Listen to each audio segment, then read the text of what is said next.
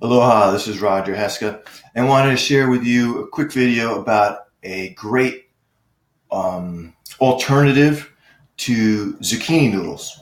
So this is something I experimented with, and then I looked it up later, and I was surprised to find out some interesting facts in terms of its nutrition. So, what kind of noodle is this? Over here. So what do you think this is? It's not sweet potato. This is actually butternut squash noodles. Now this is about, I took this picture a little while ago. This is about 3 days old. Initially I had that whole bowl. Let's see. I had the whole bowl full. Right. I wonder if I got that. Okay. Well, anyway, I had this whole bowl full, packed from not even a full butternut squash because the butternut squash actually dropped on the ground. I had it there for weeks, and then it dropped off the refrigerator. It gradually kept moving over and over, shaking, and it dropped off the refrigerator, and the whole thick part of it cracked open.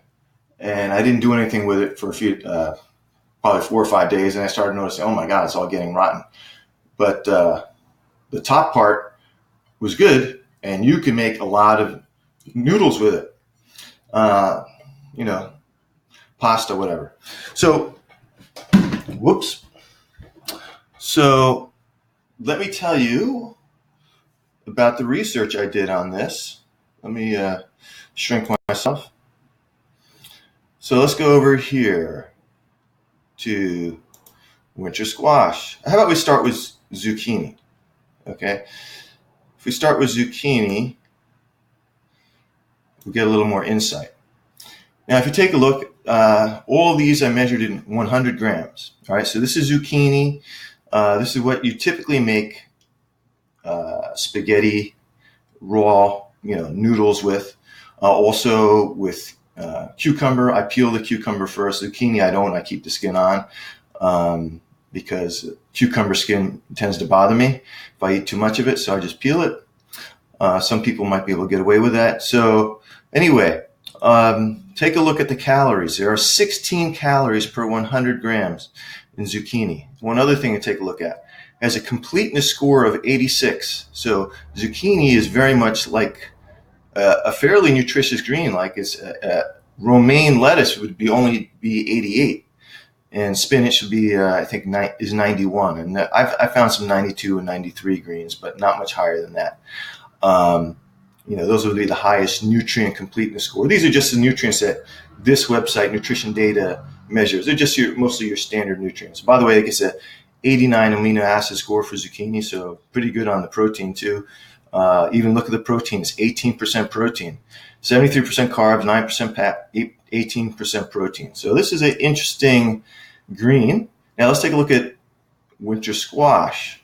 Remember, 16 calories per 100 grams. Winter squash is 45 calories per 100 grams, almost triple the calories, and yet it's still low calorie.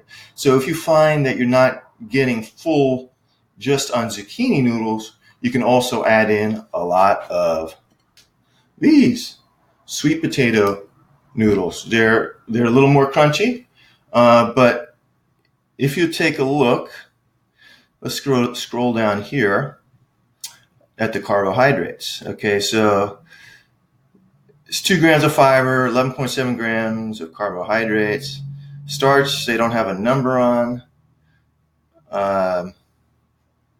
So I'm not sure what the percentage of sugars and starches is because unfortunately they don't have a number. But you can always get more information. You click here and it gives you a breakdown. It's got fructose, it's got glucose, and it's got sucrose, all different kinds of sugars. It's got fiber, and then maybe the rest of it is starch, even though they don't have a number on it. But you can eat it, digest it, no problem. And it's going to add a little bit it's going to give you a little more calories, make you a little more full. Now, what's also interesting is that it has has a nutrient completeness score of 78. That is pretty good for a high higher carbohydrate. I mean, this has more calories per gram than watermelon. Watermelon is only 30, and more than cantaloupe. Okay, so this is fairly calorie rich. So if you mix in some zucchini noodles with these, you're going to get some calories. Now this one has a little bit of lower amino acid score, 73, but that's still good. Still plenty of it. Now you see it's different. This is much higher in carbohydrates, 93%, only 2% is fat, 2% fats, and 5% protein. And you can take a look here. It's very high in vitamin A, pretty good in vitamin C, pretty good in potassium, pretty good in manganese. And this 100 grams is not a big serving, so you're doing pretty well with using squash. Just peel off the skin with a good peeler. If you have a good peeler, you can even peel squash. If you don't, like I have a Swiss Xena peeler, or you can get like a Titan peeler.